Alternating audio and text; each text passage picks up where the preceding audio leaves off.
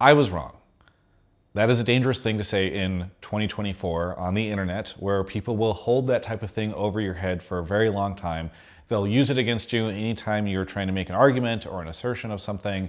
And I just feel like it's more important for people to do that now than ever. To say things like, I was wrong, or I don't know, or I'm still figuring it out. And so here I'm gonna say it. And haters and critics can rejoice, because this video will be a lot of me talking about exactly how I was wrong.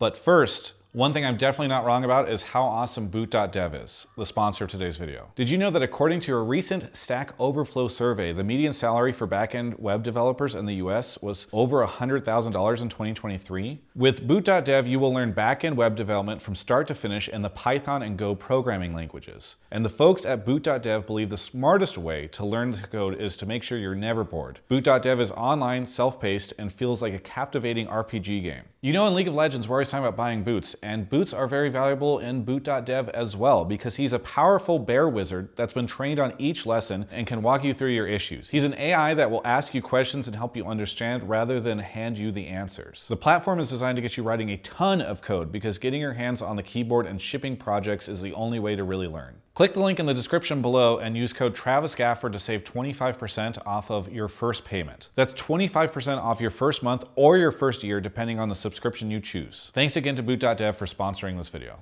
And what was I wrong about? Well, I think it's time to admit I was wrong about franchising. At least the way that Riot had positioned it back in 2017, 2018, whenever it came into effect. I really thought that this would be a huge thing for the league and that we had the viewership to sustain this movement. I mean, Overwatch League was charging $30 million for a single team spot for a pretty unproven sport. So $10 million for a sport that I'd seen take off dramatically over the previous 5 years felt very reasonable. Now, I do want to put some context here, because a lot of people don't know what the space was like back then. Many people came in during 2019 or 2020, or they have kind of rose-tinted glasses to what the space was like at that time. Before franchising, we had promotion and relegation, which I think did do a pretty good job of making the stakes fairly high, especially for the teams that were at the bottom. I mean, if you think about it right now, if a team is at the bottom, you just know they're not going to make playoffs and that's over. And there's not a lot going on there. You can usually tell by halfway through the split that that team is fairly irrelevant to the league. But a lot of people don't remember how this stuff was being abused and the concerns that could be around for it. You had teams that would pick up a challenger team of players, run it through the gauntlet of tier 2, promote it in, and then just flip that team, make some money, and then create another team that they could use to relegate that team with and make some more money as they sell it to another organization. That was not, I think, sustainable for the league. You also ran the risk of these really well-known franchises having at least one bad split and then getting relegated. And teams would often tell you that they were unwilling to make risky plays on players or on rosters because they were only a couple months out from potentially losing their spot in the LCS, which would have dramatic ramifications for sponsors, etc. A lot of people don't remember that, and they kind of just have this idea that everything was hunky-dory. And so that was also part of the intent on bringing in franchising. I thought several things would happen. First off, we had a lot of teams that were being run by gamers who had sort of fallen into that role and didn't really know what they were doing, weren't great at hiring people, and would sometimes lead to pretty chaotic business situations for teams. I mean, there were several, I think, that were in pretty rough shape whenever they got bought out or that they formed a partnership with sports business people. And so I thought, hey, we're going to get all this business experience coming in. It's going to really help solidify the space and create a sustainable business for people. That didn't end up happening. I also believed that all the money coming in would increase the fan experience for people who were watching the game, because I thought, wow, we're going to get millions of dollars pouring into the space. That's going to create such a cool experience for people. And by and large, that money was basically wasted on big import players that did not increase the competition in the LCS. And overall, I thought all these changes and big names and experience and money and everything would lead to an increase in viewership that we just basically never saw. So that leaves us to where we are now. We've had multiple teams just fail out of the league in a pretty short period of time, like less than 10 years even. We have seen the return of promotion relegation in this upcoming system, at least kind of, with that guest spot. And overall, viewership has not grown. In fact, it's shrunk. So there you have it. I was wrong about all of that.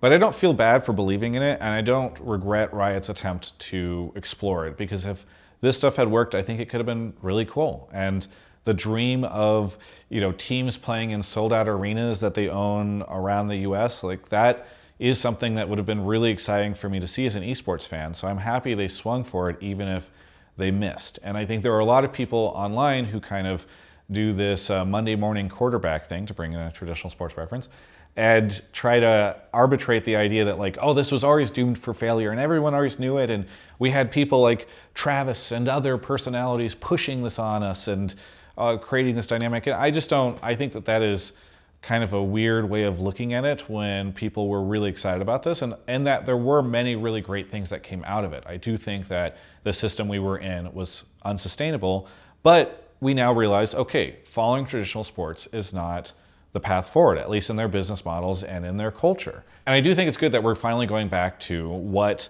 the core thesis of esports was, which was just a lot of people competing in our own formats and our own tournaments and the way that we've built this under gaming cultures without trying to shoehorn traditional sports ideas into it. Now, I say all of this on a day where a lot of people are very excited that the IOC, the Olympics Committee, has excitedly announced that they're going to make a strong pursuit into esports. I think details are somewhat vague. We don't know what esports or whatever, but everybody online is excited about this. And for a long time, we've had esports being this thing that the Olympics were interested in. I think it's because they need us. They understand that traditional sports, in fact, many of the sports that the Olympics are into, are just not that exciting. People don't have cable packages anymore where they're running this nonstop throughout the day like they did when I was growing back in the 90s and 2000s as a kid, a young lad, and seeing the Olympics on and being excited about the fact that it was on TV at all hours of the day and night in another country. Like that, I just don't think people tune into the Olympics in the way that they did. And so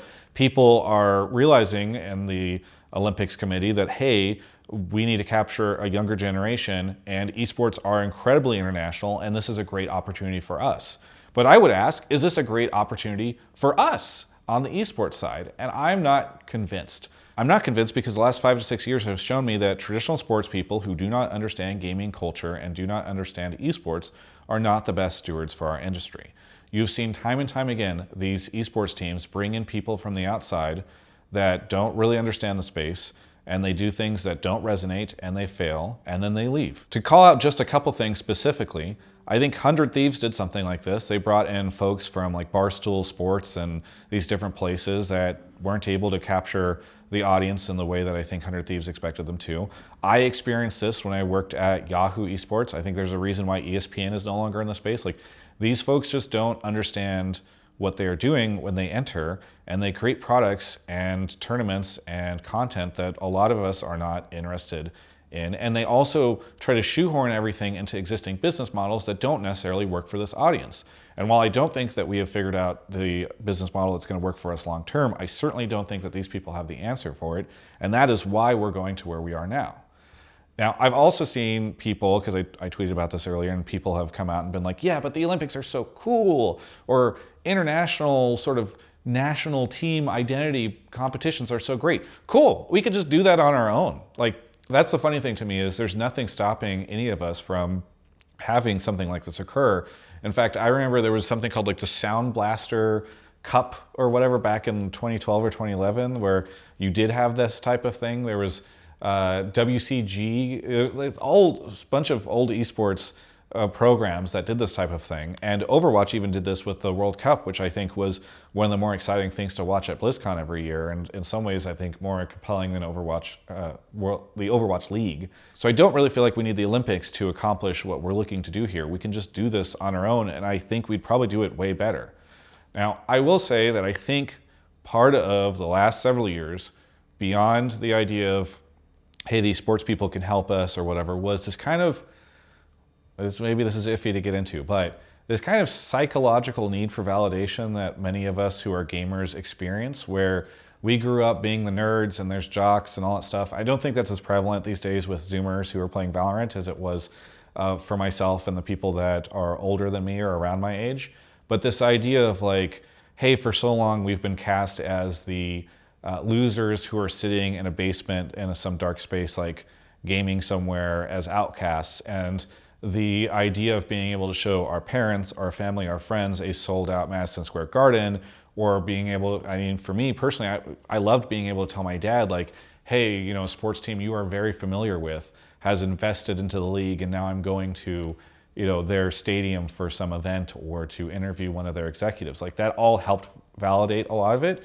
But at the end of the day, I don't actually feel like that necessarily created a better experience for any of us. It just made us feel a little bit better about, you know, the things that we were interested in, the hobbies that we had growing up. And I just feel like we should be past the point of seeking this external validation from, you know, popular media and the rest of the world. Like, we know what we do is awesome and fun. I don't think that we need to be able to tell people like, oh, now we're in the Olympics, for us to finally feel happy with the games that we're playing. So I don't know. I'm not saying that this thing can't be interesting.